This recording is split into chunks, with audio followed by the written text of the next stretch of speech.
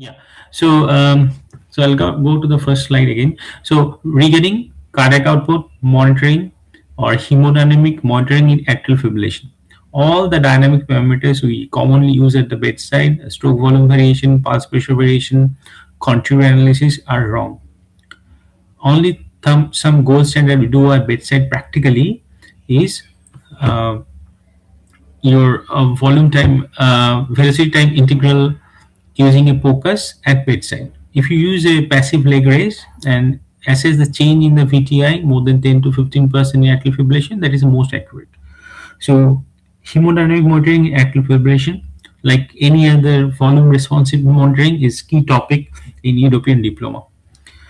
If you are using a cardiac output monitoring using a FIC principle, which is a gold standard, that also can be used in in atrial fibrillation for hemodynamic and cardiac output monitoring. So that is also a key topic. Like, you have to know the basic principle used in the FIC equation, which is a consumption of oxygen across the pulmonary circulation, the arterial and venous oxygen consumption difference to quantify the cardiac output, and based on that, it is also more accurate in atrial fibrillation. So it is still the gold standard, but it's very cumbersome, impractical at bedside. So we use bedside focus with passive leg raise, with change in the VTI in atrial fibrillation to monitor fluid responsiveness in cardiac output. The question comes like this: which statement is about FIC principle in atrial fibrillation is correct? Of course, it is the gold standard and unaffected by atrial fibrillation. Similarly, if you how to use this, a patient with atrial fibrillation is monitored in with a PICO monitor. Which component remains reliable? It is a transpulmonary thermodilution method, which is a gold standard still in atrial fibrillation. So in atrial fibrillation, cardiac output, hemodynamic monitoring, basic of the FIC principle, transpulmonary thermodilation, and in practical scenario, passive leg raise using the VTI measurement is the gold standard method for cardiac output monitoring. Now the another common topics is the differentiating different shock types. They'll give different CBP and pulmonary artery capillary wedge pressure and other RA or RB pressure values, and they'll ask you to differentiate between different shock types.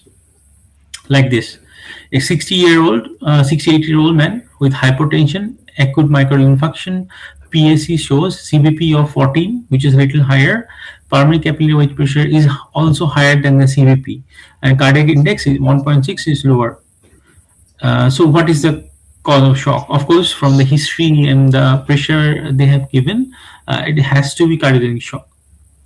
If it is a temporary kind of shock where also all the pressures will be higher, there will be equalization of the pressure. So PCW, PCAP all will be equal, which is very common question in European diploma. But here, the pulmonary capillary wedge pressure is higher, cardiac index is low, and CBP is lower than the PCWP. Second scenario: a patient in shock with warm extremities, so warm shock, bounding pulse, echo shows hyperdynamic LV, which means the cardiac index is higher. So of course, it has to be some component of septic shock. Whether the cardiogenic shock is with it or without it, you can see by the pulmonary artery catheter guided monitoring, which is the cardiac index is higher. So it has to be only septic shock rather than cardiogenic plus septic shock. Sometimes in septic shock in the late phase, cardiogenic shock also happens, but as per these parameters, you can see the PCWP is low, the cardiac index is high, so it is only septic shock. A trauma patient, cold extremities, flat neck vein, so CVP is low, PCWP is low because fluid is deficit in the body, and the cardiac index is almost lower side. So it has to be a hypovolemic shock where if you give fluid or blood for blood, cardiac index will go higher. So it is only hypovolemic shock. In obstructive shock, as I explained before, the patient develops sudden hypotension, so a sudden history is there, GBP is raised, lungs are clear.